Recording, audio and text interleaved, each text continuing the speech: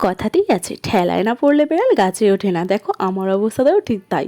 বিয়ের আগে কোনো দিন এসব কোনো দিন মানে উনুনের ধারের কাছেও যায়নি, সেখানে কিনা আমি আজকে দেখো কত তাড়াতাড়ি পরিপাটি করে উনুনটা ধরিয়ে ফেলি। গ্যাস আর কারেন্ট বাঁচাতে ভাতটা আমি উনুনেই করি। এতদিন আমি 2.5 কেজি গ্যাস ভরে আনতাম মানে আমার সিলিন্ডারে, তো এখন ইন্ডাকশনটা কেনার পর ভাবলাম যে না, গ্যাস আর কারেন্ট দুটোই বাঁচাতে হবে, ওই জন্য ভাতটা উনুনেই করা। মধ্যবিত্ত ফ্যামিলি বস, সঞ্চয়ের কথাটাই সবার আগে মাথায় আসে।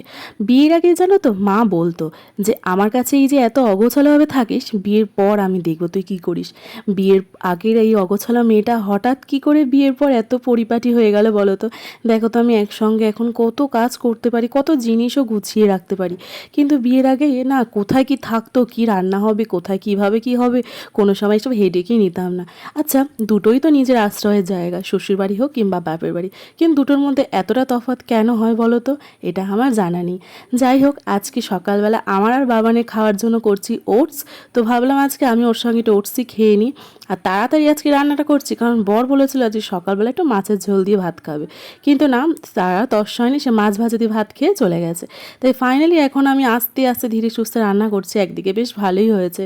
তার সাথে আজকে রান্না করেছি পটল ভাপা আর হচ্ছে মাছের ঝোল। তো আজকের ভিডিওটা কেমন লাগলো কমেন্ট করে জানিও।